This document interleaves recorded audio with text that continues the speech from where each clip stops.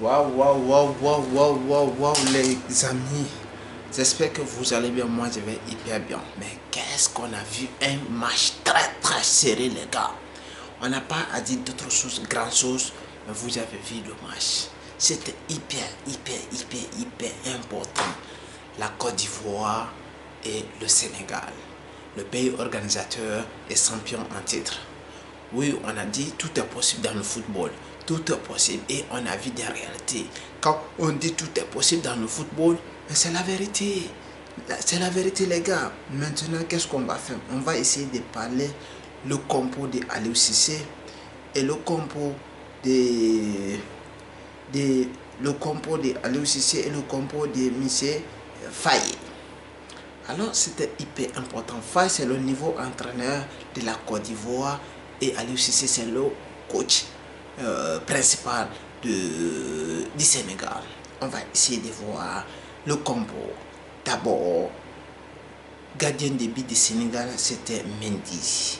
Après Koulibaly, après Abdou Diallo, après Niankate, après on avait Dia. Vous savez, Dia, c'est quelqu'un qui est Kepi Diallo. Kepi, il est très bon, Et on a Pepe Sarr. Et après on avait Lamine Camara. Et après on avait Ismaïla Jack. Et après on avait aussi Ismaïla Sarr. Après on avait Abibou Diallo qui a déjà marqué le premier but. Et il y avait Sadio Mané de côté. Mais on va parler le coaching que le gars là il a fait ici. Parce qu'il n'a pas retardé pour faire le changement. C'est très très important.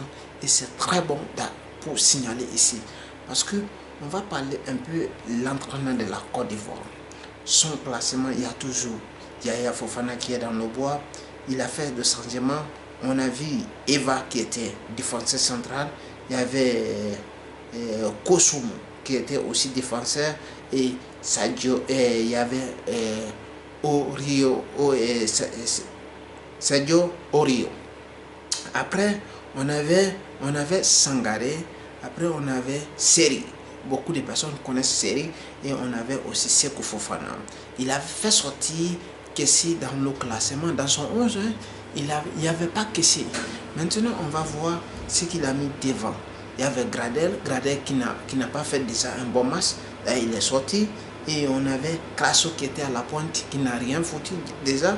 Et on avait Diakité qui double, mais la finition, elle est toujours compliquée avec lui. Il double, mais la finition est toujours compliquée avec lui.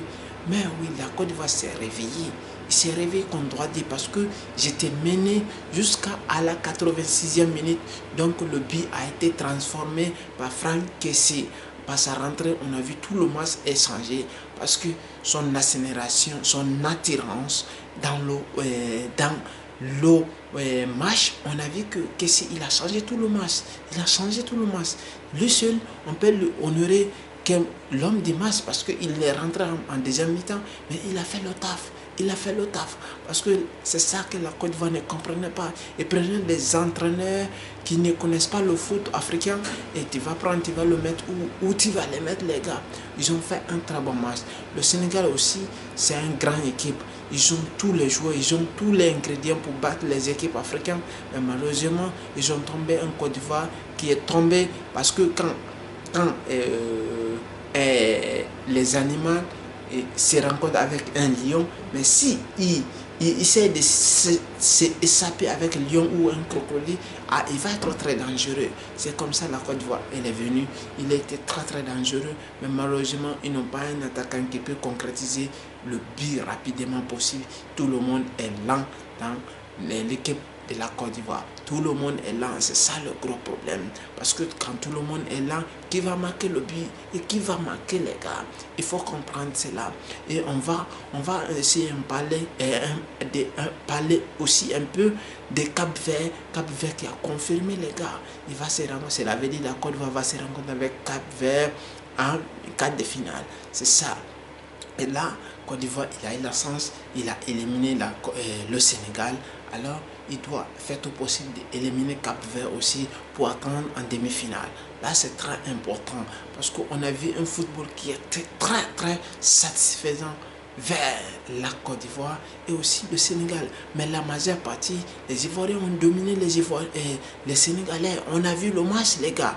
On a vu, on a regardé tout le match. Les Ivoiriens ont dominé. Ils ont dominé. Mais malheureusement, il n'y avait pas un attaquant qui concrétisait les buts. Sinon, les Ivoiriens, ils ont bien joué cette fois-ci.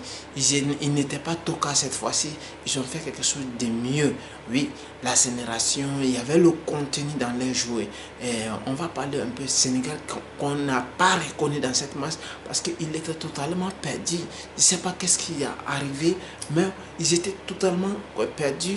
Et selon le gardien de bois ivoirien, c'est aujourd'hui que j'ai vu qu'il est bon. Sinon tout le reste, quand vous frappez 2-3, et le troisième c'est le but parce qu'il n'est pas bien. Il n'est pas bien Yaya. Il n'est pas bien Yaya doit faire mieux. Oui Yaya, tu dois faire mieux. Oui, parce que la manière dont toi tu fais là, tu n'as enlevé aucun ballon dans le bois. Les 5 tirs, sauf le gars il a raté. Il a raté parce que tout simplement il a tapé poteau. S'il n'avait pas tapé poteau, tu n'as rien enlevé. Alors il doit faire l'effort. Si vous prétendez de prendre un titre et le titre africain, alors il faut que vous deviendrez très fort et très sage mentalement. Alors les gars, c'était pour vous dire ça. Et alors j'espère que vous avez aimé la vidéo. Et merci.